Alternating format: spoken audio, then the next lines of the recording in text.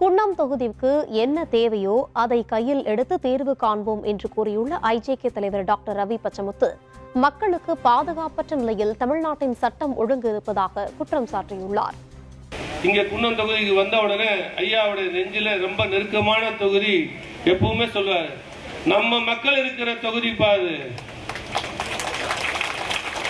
அவர் பெரம்பலூர்ல எம்பியா இருந்தாலும் இங்க வந்து சொல்லுவார், அவரு நம்ம மக்கள் இருக்கிற தொகுதி, நம்ம அந்த மக்களுக்கு ஏதாவது செய்யணும், அந்த குன்னம் தொகுதிக்கு ஏதாவது செய்யணும்னு சொல்லிட்டு இருப்பாரு.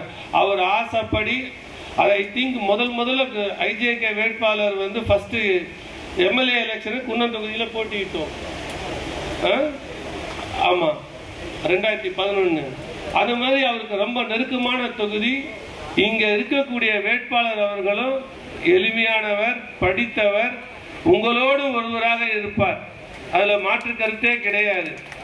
ஒரு பெண் வேட்பாளர் சட்டசபையில் அவர் உங்களுடைய குறைகளை எடுத்து சொல்வார், நாங்களும் அவருக்கு உறுதுணையாக இருப்போம்.